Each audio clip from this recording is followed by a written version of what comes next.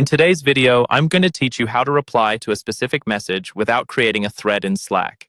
This is an incredibly handy skill to master, especially if you want to maintain a streamlined conversation or avoid branching off into multiple discussions, which can sometimes cause important information to get lost. First, open your Slack application on whichever device you're using. This could be your desktop, laptop, or mobile device. Make sure you're logged in and ready to go. Once you're set, navigate to the specific channel or direct message where the conversation is taking place. It's important to keep your workspace organized by being in the right channel from the start to avoid any unnecessary confusion. Now, scroll through the conversation until you find the message you want to reply to. Hover over that specific message. You'll see a series of icons appear on the right-hand side. Carefully look for the emoji reaction button. This is typically a face icon that allows you to add reactions to the message. Note where this icon is for future ease. Next to the reaction button, you'll find 3 vertical dots, commonly referred to as the More Actions button. Click on these 3 dots to reveal a menu of additional options. One of these options, usually second or third on the list, is to copy the link to the message. Select this option. This action now places a direct link to that specific message onto your clipboard.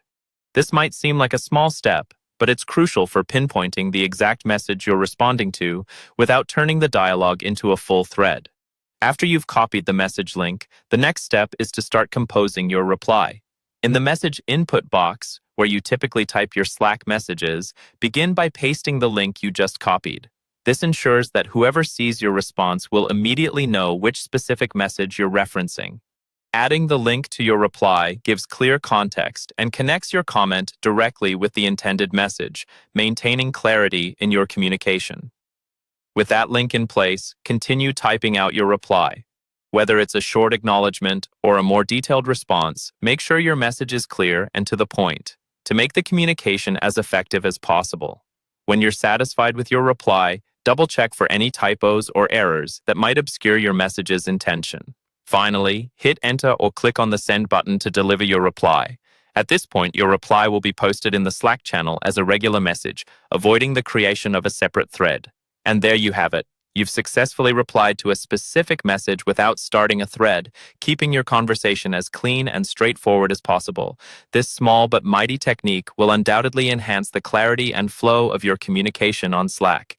Thank you for watching, and happy Slacking!